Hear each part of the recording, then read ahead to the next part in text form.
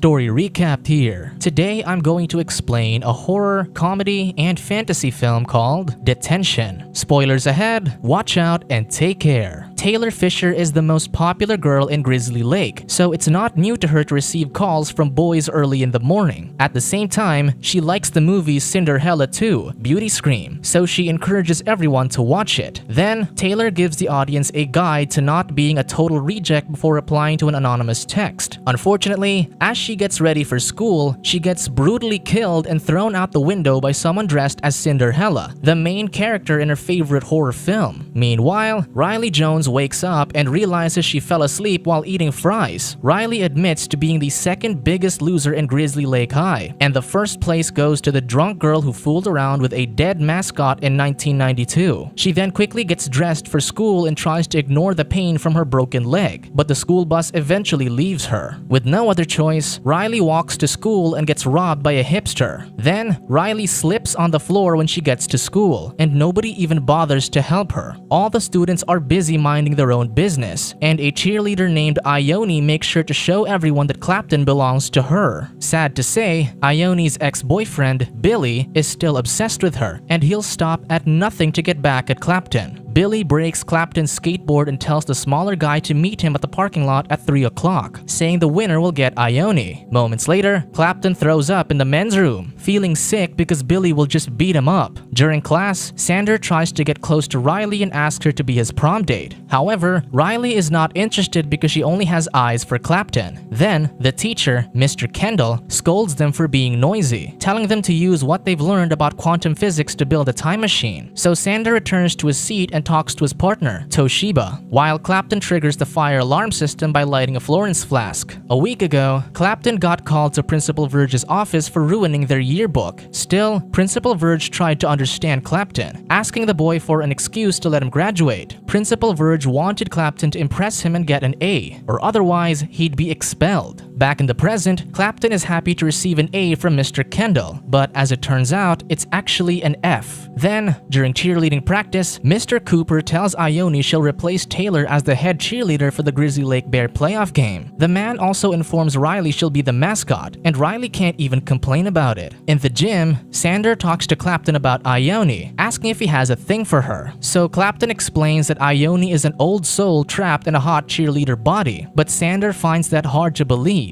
At the same time, in the auditorium, Riley explains why they shouldn't consume meat during a debate. Unfortunately, she loses to an exchange student named Gord, who says they'll lose their place in the food chain if they don't eat meat. Moments later, Sandy urges Riley in the cafeteria to sleep with him. However, Riley makes it clear that it will never happen and gets up, asking Ione and her friends if she can sit with them. Sadly, the cheerleaders leave, and Riley slips again when she steps on Jell-O. Upset, Riley tries to hang herself in the hallway in front of the school's stuffed grizzly bear, but the rope around her neck is not too tight, and the two girls who pass by completely ignore her. Riley then struggles to reach the chair she was standing on earlier, but the killer dressed as Cinderhella attempts to kill her with an axe. Luckily, Riley manages to kick Cinderhella and avoid the killer's attacks, and Cinderhella accidentally cuts her rope. Refusing to give up, Cinderhella strangles Riley in hopes to finally end her life, but the killer is forced to flee when the school bell rings. Shocked, Riley suddenly gets up and goes outside, where Clapton and Billy's fight is about to start. Riley tells everyone that someone's trying to kill her, but nobody pays attention to her. Then, two cops show up and inform the students that Taylor was killed in her bedroom that morning, but they don't believe Riley when she says she was just attacked. That night, Cinderhella tries to kill Riley again in her bedroom. However, Riley kicks Cinderhella and falls out the window, but the killer still chases her. Riley also struggles to run because of her broken leg, and she eventually just gives up trying to escape. Riley quietly waits for Cinderhella to come at her, but instead, a dog suddenly shows up and almost bites her, causing her to fall into the swimming pool. Upon seeing this, Cinderhella finally leaves, and the cops arrive later to question Riley. Unfortunately, Sadly, the cops find it hard to believe Riley since her story is similar to the incidents in the movies Scream and Cinderhella. Then, once they're gone, Clapton takes Riley around the neighborhood to show her nobody's there. They also talk about dancing and Ioni's love for 90s music, and Clapton mentions his plan to watch a movie with his girlfriend the next day. So Riley says she'll join them before walking home alone. While watching Cinderhella 2 in the theaters, Ioni and Riley argue because Ioni won't stop making 90s pop references. They then go to a bowling alley with Sander, and Ioni tells Riley she's not pretty enough to be killed like Taylor. Also, Ioni says Cinderhella wants to kill her more because she's more beautiful than Riley. 6 months ago, Ioni urged Riley to ask Clapton out. However, Ioni started liking Clapton, much to her friend's disbelief. Unfortunately, that's the reason why their friendship ended, and their hate for each other just grows by the day. That evening, the students of Grizzly Lake High cheer for their football team. At the same time, a slimy white liquid oozes out of Billy's hand, so he fails to pass the ball and just runs away. He then collides with Riley and apologizes, and when he gets up, he throws up acid on his teammate. In the locker room, Billy reveals to Riley he has fly blood in his veins. As it turns out, Billy found a meteor in their backyard when he was young and touched it, causing his hand to be deformed. So his father covered his hand with their television, and Billy became a laughingstock because of that. Then, when his hand finally healed, he became strong, started growing wings, and throwing up acid. Sadly, Riley doesn't believe Billy's story and just tells him not to fight Clapton. Annoyed, Billy pushes Riley away and tells her to get lost, but his hand gets stuck on the girl's costume. Billy tries to remove it while Riley struggles, and when Clapton walks in on them, he thinks they're fooling around and leaves. Later that night, the students go to Sander's house for a party. There, Riley gets drunk after seeing Clapton and Ioni kissing, so she makes out with Sander to make her crush jealous. Sad to say, her plan doesn't work, but Sander still takes that opportunity to score with her. Toshiba and Toby T can't believe what they're seeing, and when Sander touches Riley, his finger gets stuck in her suspenders. Irritated, Riley slaps Sander just to get him off her, but the guy accidentally rips her top and exposes her chest. To make things worse, a student decides to take a video of them. Outside, Billy and Clapton finally fight. Billy ends up burning his hand on the grill when Clapton punches him, but he doesn't even feel the pain and only gets angrier. Then, Riley trips Billy before he can take another swing at Clapton, and Ioni insults him in front of everyone and reveals that his seed glows in the dark. Humiliated, Billy heads upstairs while throwing up acid and locks himself in a room where his eyes glow red. Cinderhella is there to kill him, but Billy defends himself and gets his hand stuck inside a television. Unfortunately, it isn't long before Cinderhella severs Billy's arm and slashes his neck, and everyone downstairs gets shocked when the window breaks because of Billy's dismembered body parts. In the morning, Principal Verge questions Riley about the incident and her video, which also shows what happened to Billy. Then, Principal Verge decides to give everyone seen on the video detention the next day, the same day as prom. After talking to the principal, Riley tries to make a pass at Mr. Kendall, but as it turns out, he's into men. In a flashback, it is revealed how the school's stuffed grizzly bear was abducted from the planet Starclaw. Meanwhile, Principal Verge asks the students in detention who the killer is, but the teens refuse to talk. Then, once the principal is gone, the students discuss who the culprit is and agree it's Toby T, since they barely know him. But in the end, Ioni says the killer can't be one of them because their generation has had no major struggles. Seconds later, Riley notices a guy in a hoodie sitting with them. The guy introduces himself as Elliot Fink, saying he's had detention every day for the last 19 years. Curious, Toshiba asks Elliot what he did to be in detention, but the strange fellow says he can't remember. In 1992, Elliot stayed in the library for detention after doing something indecent. He recognizes Ioni and asks if she went to that school in 1992, but it's Clapton who answers and sarcastically implies that's impossible. However, it's obvious that Ioni is hiding something. In another flashback, it is revealed that Ioni's mother, Sloane, suggested switching minds so that her daughter would win the school dance-off. Sloane was a great dancer, so she said her mind would go into Ioni's body to win the dance-off for her, while Ioni's mind would go into her 18-year-old self in 1992. However, Ioni found that idea absurd and wished for her mother to go to another planet instead of always being drunk. Then, aliens switched their minds that night, and that's when Clapton started having a thing for Ioni, unaware it was really Sloane. At the same time, Ioni decided to stay in 1992 since she easily got popular there. She also got the attention of the young Principal Verge, who thought she was Sloane. Unfortunately, Verge got rejected when he asked Ione to prom, so Verge started making explosives during science class since he couldn't accept a future without Sloane, but he only ended up hurting himself and leaving a scar on his face. Back in the present, Riley gets scared when she finds Taylor's stuff on her desk. Finally, the students realize that the killer is one of them, so they watch Cinderhella 3 on Toshiba's phone to see what the killer will do next. However, the movie only frightens them, and they tell Principal Verge that all of them are about to be killed. Of course, the principal doesn't believe them, and he scolds Mimi for interrupting him while he's talking. After that, Principal Verge notices Elliot but doesn't talk to him, and just reminds everyone not to do anything silly. Then, Principal Verge leaves and closes the door, where Gord is impaled with a ceiling fan. At the same time, the principal gets killed in the hallway by Cinderhella. Concurrently, the students barricade themselves in the library as Elliot declares he solved the equation. Elliot says if those numbers are correct, the world is ending in 10 minutes. He also adds that the destruction is man-made, and when Riley asks how they can stop it, Elliot reveals it'll happen in 9.4 minutes in 1992. Elliot thinks somebody went back to 1992 to change the history by blowing everything up, making Riley realize they're talking about time travel. Upon hearing that, Toshiba admits he's been building the school bear into a time machine for science class. Then, the girls notice that Sander and Clapton are missing, so they all go out to find them and ignore the body of Principal Verge, which is cut in half. As they head to the bear, Riley points out that Clapton is terrified of the future and thinks he's responsible for the killings, since he hates the principal and Billy. Toshiba then sends Riley to 1992 using the bear time machine, and Riley confronts the younger version of her father as he drinks and tells him that's why her mother left him. Meanwhile, Clapton participates in class and finally receives an A, but Riley shows up and tells everyone he's a killer. So Clapton denies knowing Riley, and the teacher says Clapton is her best student. In disbelief, Riley says Clapton never does his homework and tells the guy they've figured everything out. Exasperated, Clapton explains he chased Sander through the time machine after he got Gord, only to lose him in the end. Clapton also adds he's been stuck there for 6 weeks, but at least he's on the honor roll. Confused, Riley asks him why the world is ending in a few minutes, making Clapton wonder if that's why Verge is building a bomb. Clapton also says Sander is helping Verge, so they rush to the science classroom, where Sander reveals to the teen Verge he's from the future. Then, as he urges Verge to make the bomb go off, Riley and Clapton show up and take him away, but unfortunately, the bomb still explodes. Riley and Clapton try to take Sander back to the present, but the guy fights back and hits Riley, so Riley kicks him and loses her boot, and everything descends into chaos as they try to return to 2011. Luckily, they get sent back 6 minutes before Doomsday, and they think of a new strategy to stop Verge and Sander from killing everyone. In the science room, the real Ione tries to get a signal on her phone. Then, Sander starts talking about Ione, confusing Verge since he thinks the girl is Sloane. Meanwhile, Riley realizes that Verge is doing all that because Ione broke his heart, suggesting they force Ione to go with him. At the same time, Ione quickly recognizes Riley when she calls her, and unlike her mother, she doesn't like Clapton. With no time to waste, Riley tells Ione to ask Verge to prom and explains how the world is about to end in a few seconds because of him. Crying, Ione asks Verge to prom, so the guy immediately stops making the bomb and hugs her. Then, Riley looks for the time machine switch in between the bear's legs when its door suddenly closes, and Elliot takes a picture of her. Sadly, Elliot gets detention because of that. Once the time machine opens, they immediately try going back to 2011. However, Sanders stops them and makes the bomb go off, but he only blows himself up. Then, Riley and Clapton finally return to 2011 and realize they've changed the future. Principal Verge is still alive and is now Sloane's husband, and Toby T and Gord are bandmates. Despite everything that happened, Clapton doesn't forget to show Principal Verge his high grade. At the same time, Sloane talks to Riley and thanks her for forcing her to ask Verge to prom, revealing that Ione is still stuck in her body. Of course, that means Sloane is also stuck in her daughter's body, but there's nothing they can do about it anymore. Then, Riley and Clapton become the prom king and queen, so Clapton takes Riley's boot from the shelf and dances with her. Moments later, Clapton is about to kiss Riley when she sees the memorial for Taylor and Billy, realizing they didn't change anything. Cinderhella then comes at them and breaks Riley's leg before removing his mask, revealing that Sander is the killer. Sander is mad at Riley for not sleeping with him, so he throws away his knife and gets an axe, which he uses to casually decapitate a girl. Enraged, Sander tries killing Riley and tells her she's pathetic like her friends, but Clapton stops him, and they get into a physical fight. fight. Unfortunately, Sander stabs Clapton, leaving Riley with no choice but to help her new boyfriend and bite Sander's hand. As they continue to fight, Sander takes the axe Riley just picked up and prepares to cut off her head. But the magnetic fields from the bear pull the axe and all the metal objects around, causing Riley and Sander to be pulled too. Exhausted and in pain, Riley steps forward to escape Sander, who gets impaled on the bear's fangs. Then, the other students realize what's happening in the hallway and see Sander's body, but they have no choice but to go on with their lives. Meanwhile, Elliot finally gets out of detention. Later on, Riley talks about how Sander tried to end time because he saw no future for them. Then, she watches the news with Clapton and learns that Gord is an alien who is part of a vegetable species. Gord is mad at humans for eating his kind and plans to exact revenge, but Riley is confident that it's not yet the end of the world.